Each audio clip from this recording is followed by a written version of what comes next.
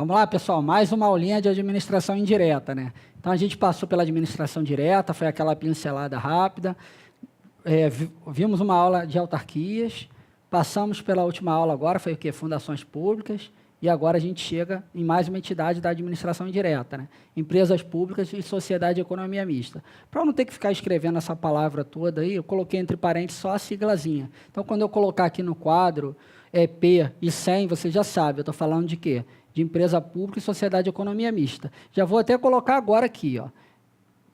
Empresa pública e sociedade de economia mista, que aí facilita para mim aqui também e na ocupação dos espaços também. Então, a gente vai fazer o estudo junto, tá? Como são as características são bem similares, a gente tem pouca diferença, a gente vai fazer o estudo das duas na aula de hoje, tá bom? Então, vamos lá.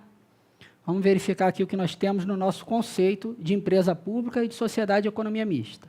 Então, as empresas públicas e sociedades de economia mista são pessoas jurídicas de direito privado, instituídas pelo Estado para a exploração de atividade econômica ou prestação de serviço público, seguindo sempre o procedimento estabelecido no inciso 19, artigo 37 da Constituição, no que tange a autorização para sua criação. Então, vamos lá, pessoal, já vamos aqui de novo naquele velho esqueminha das características, ó. Pessoas jurídicas de direito privado. Primeira delas, a gente já viu que autarquias vai ser a única de direito público, tá? Exploração de atividade econômica.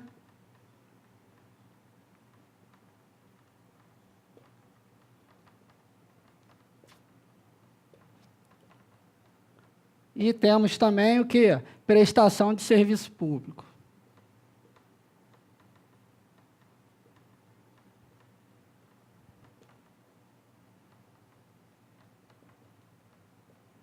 Então, vou sair aqui da frente, já para, se você quiser, você anota. Tá ok? Então, olha aqui, ó, empresa pública, sociedade de economia mista. São pessoas jurídicas de direito privado. Qual a finalidade delas? Exploração de atividade econômica ou prestação de serviço público. Fiquem atentos aqui, pessoal, que o quê? Via de regra, hoje a gente tem o quê? Quando a gente fala de empresa pública e sociedade de economia mista. A gente tem a criação dessas entidades para explorar a atividade econômica, tá? Mas aqui, pelo nosso conceito, a gente vê que ela pode também ser criada para prestação de serviço público. O que acontece na prática? Quando eu quero prestar um serviço público, eu crio uma autarquia. Então, é isso que vem acontecendo na prática. Mas isso não quer dizer que não pode ser feito por empresa pública e sociedade de economia mista, tá? Então, a empresa pública e a sociedade de economia mista, ela não está presa a apenas exploração de atividade econômica, não. Elas podem ser criadas ao quê? Para prestação de serviço público. Embora, na prática, o que acontece é que, quando há necessidade de prestação de serviço público, cria-se, na verdade, autarquias, tá? Mas não há nenhum proibitivo legal. E ele finaliza ali falando de autorização, né? É aquele clássico daquele esqueminha que eu acabei de falar. Então, são criadas por lei autarquias e autorizadas por lei são quem?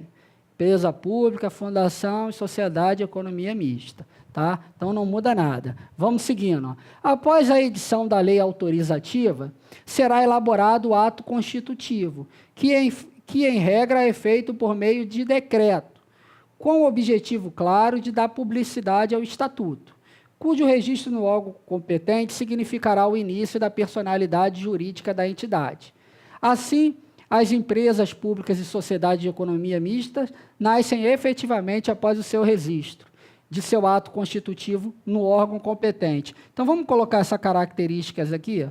Então, elas também nascem, elas vão nascer as duas a partir do registro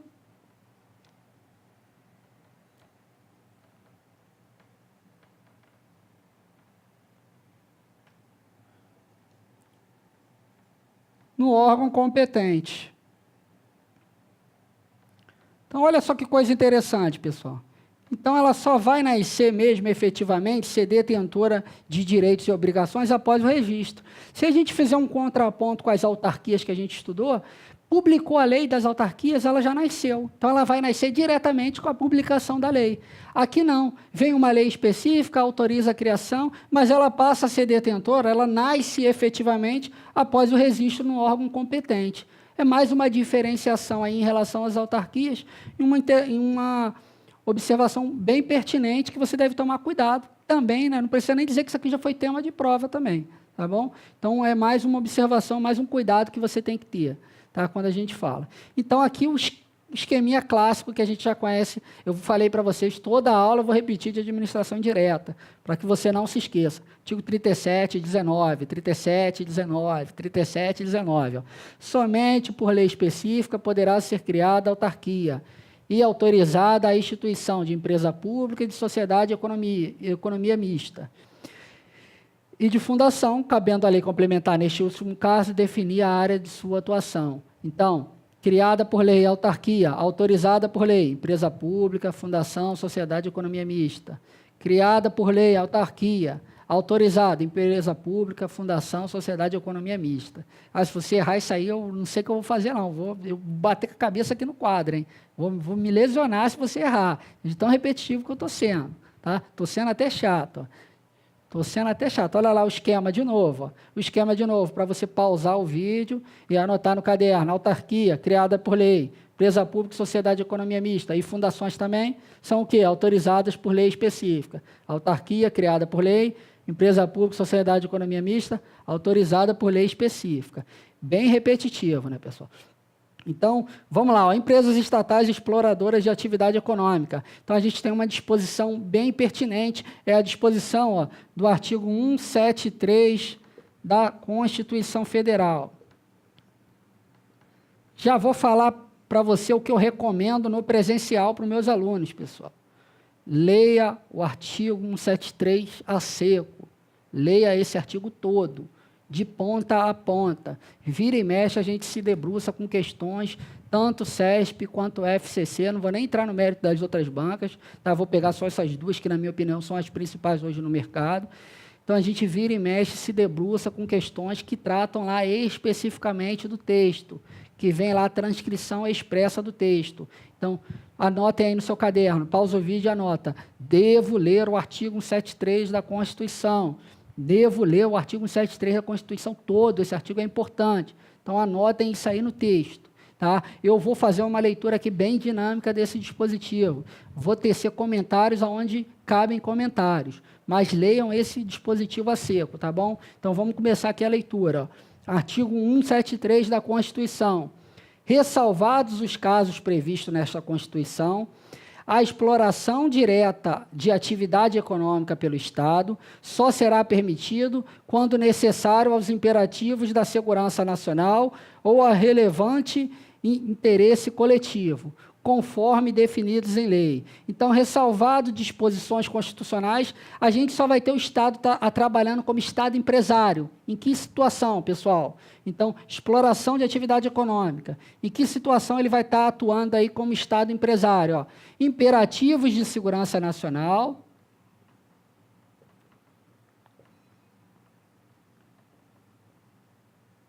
E qual seria o outro? Ó? Relevante interesse coletivo. Então, veja bem, esse dispositivo, ele nos deixa claro, pessoal, que no Estado não pode sair virando Estado empresário aí a bel prazer, entrando nos vários ramos da economia sem nenhuma importância para ele, tá? Disputando aí com o pessoal da iniciativa privada em qualquer área, em qualquer situação. Então, ressalvado disposições constitucionais, ele só vai atuar como Estado empresário, ou seja, em atividade econômica quando? Quando for um imperativo de segurança nacional ou interesse coletivo, é o que está aí no caput do nosso 173, tá? Na cabeça do nosso dispositivo. Repetindo, leiam 173 todo, na íntegra, leiam mais de uma vez, sempre que possível, tá bom? Então, continuando. Nosso parágrafo 1º. A lei estabelecerá o estatuto jurídico da empresa pública, da sociedade de economia mista e de suas subsidiárias que explorem atividade econômica de produção ou comercialização de bens ou de prestação de serviço, dispondo sobre 1. Sua função social e forma de fiscalização pelo Estado e pela sociedade. 2. A sujeição ao regime jurídico próprio das empresas privadas, inclusive quanto aos direitos e obrigações civis, comerciais, trabalhistas e tributárias. 3. Licitação e contratação de obras, serviços, compras e alienações, observados os princípios da administração pública. Então, veja bem, o Estado está atuando como Estado empresário, mas ele não vai seguir todas as regras da iniciativa privada. Tá? A gente vai ter uma mescla de regras aqui públicas também. Uma delas está aqui, ó, licitação. Então, para contratar, precisa fazer licitação. Tá? Então, ela vai estar regida no regime jurídico das empresas privadas, vai ser aplicada a mesma regra para ela, né? Porque a gente não pode ter concorrência desleal, né, pessoal? Aplicar alguns privilégios para essas entidades da administração e não aplicar para a iniciativa privada, a gente vai ter o quê? A gente vai ter a falência das empresas privadas nesse setor. Então, a gente tem que equiparar os tratamentos. Ela vai receber o tratamento igual àqueles que é dado para as empresas da iniciativa privada, para que a gente tenha uma concorrência em pé de igualdade, tá bom? E vai aplicar regras de licitação a ela também. Lembrando que empresa pública e sociedade de economia mista estão o quê? Vinculadas, não estão o quê? Subordinadas, tá bom? Vamos seguindo. Parágrafo 2º. As empresas públicas e sociedade de economia mista não poderão gozar de privilégios fiscais não extensivos ao setor privado. Parágrafo 3º. A lei regulamentará as relações da empresa pública com o Estado e a sociedade. Parágrafo 4º. A lei reprimirá o abuso do poder econômico que visa a dominação dos mercados, a eliminação de concorrência e ao aumento arbitrário dos lucros. Então, aqui já é mais uma pincelada do que eu acabei de falar, né, pessoal? Então, privilégios fiscais. Se eu vou dar um privilégio fiscal para uma empresa daquele setor, eu vou ter que dar para todas as outras empresas, tá bom? Então, eu não vou poder pegar e dar um privilégio fiscal para uma entidade da administração e não dar para as outras, a gente vai estar configurando uma concorrência desleal, eu vou estar destruindo, quebrando todas as empresas privadas daquele setor, tá? Então, disposições aí também muito importantes, tá? Regime jurídico, pessoal, dessas entidades. Então, as empresas estatais são predominantemente regidas pelo direito privado. No entanto, não é correto afirmar que essas entidades são regidas exclusivamente pelo direito privado, se tratando, na verdade, de um regime jurídico híbrido, com regras de direito privado em algumas situações e regra de direito público em outras. Então, pessoal, a gente tem aqui uma predominância do regime de direito privado, que a gente já viu que regime 100% de direito público vai ser apenas nas autarquias, e a gente tem uma mescla que ele chama de híbrido, né? Vocês querem ver? Eu poderia citar aqui 2 exemplos. A licitação, que eu acabei de falar, então ela tem regime de direito privado, mas ela tem que licitar. Mas, por exemplo, o regime de pessoal, concurso público. Então, tem que ter concurso público? Tem que ter concurso público, tanto para a Petrobras, que é uma sociedade de economia mista, como, por exemplo, para a Caixa Econômica, que é uma empresa pública. Tem concurso público, mas os seus agentes, o trabalhador, ele vai ser o quê? Seletista, ele vai ser CLT. Então, ele presta o concurso, mas ele é CLT, ele não é estatutário, ele não vai ser regido, por exemplo, pela Lei 8.112, que é o Estatuto dos Servidores Federais, tá bom? Então, essa mesclei regras de direito público com regras de direito privado, tá? Então, 2 observações aí, 2 exemplos bem importantes. E assim como a gente fez em autarquias e fundações, vamos para as características, né, pessoal? Então, as características das empresas públicas e das sociedades de economia mista. Então, vamos para aqui as 2 primeiras. Regime de pessoal. Seletista, no entanto, a obrigatoriedade de realização de concurso público para a contratação de empregados pelas empresas estatais. Não possuem estabilidade. A estabilidade é uma característica marcante do quê? Dos estatutários. Tá? E não dos seletistas. Ela hoje não tem previsão no seletista da estabilidade. Então, embora ele prestou concurso ele é CLT, não tem essa previsão na CLT. Não é o concurso em si que vai dar a estabilidade a ele. A estabilidade é característica do regime estatutário. 2, falência. Não se aplicam as regras gerais da lei de falência, conforme se observa no artigo 2º, 1 da Lei 11.101 de 2005, que é a lei de falência. A lei de falência é o quê? Ela exclui essas entidades da aplicação dela, tá? Então, ela dá um tratamento a ela diferenciado. Mais características. Responsabilidade civil será subjetiva quando explorarem a atividade econômica. A gente tem uma diferenciação no direito administrativo muito interessante, tá? E muito importante. É a responsabilidade subjetiva e a responsabilidade objetiva. Tá? Daqui a algumas aulas mais para frente, a gente vai começar, vou gravar as aulas de responsabilidade objetiva. Então, ela vai ter umas aulas próprias. Guardem aqui o seguinte, que quando se tratar do Estado aqui, da empresa pública, sociedade de economia mista, explorando a atividade econômica, a responsabilidade vai ser o quê? Subjetiva. Responsabilidade subjetiva é aquela que depende de culpa. Então, ele tem que agir com culpa para ser responsabilizado. E aí, para que ele seja culpado, tem que ter havido o quê? Negligência, imprudência ou imperícia. Então, se ele foi negligente, imprudente ou imperito, ele agiu com culpa, vai haver essa responsabilidade. Tá? A objetiva a gente vai estudar aí daqui a umas 3, 4, 5 aulinhas, a gente já entra na responsabilidade objetiva. Tá? Não vou nem tecer nenhum comentário sobre ela. Só entenda que o seguinte, que a responsabilidade subjetiva, a qual está sujeita a essas duas, é aquela que depende de culpa. Patrimônio. Assume as características dos bens privados. O patrimônio vai ser o mesmo aí do patrimônio vai ter as mesmas características das entidades privadas, tá? Não vai ter nenhuma prerrogativa a ela, daquelas prerrogativas lá das autarquias, por exemplo. Fiscalização. Se submete à fiscalização de Tribunal de Contas da União. Eu sempre oriento os alunos, pessoal. Está em dúvida se tem fiscalização do TCU ou não, do Tribunal de Contas ou não? Lê a questão e pensa, tem dinheiro público? Se tiver dinheiro público, tem fiscalização, pessoal. Tem dinheiro público, vai ter fiscalização no TCU. Não vai ter como o dinheiro público ficar passeando por aí sem fiscalização, andando dentro de malas aí pelas cidades sem fiscalização. Então, não tem como. Tem dinheiro público, tem a fiscalização do TCU. Tá?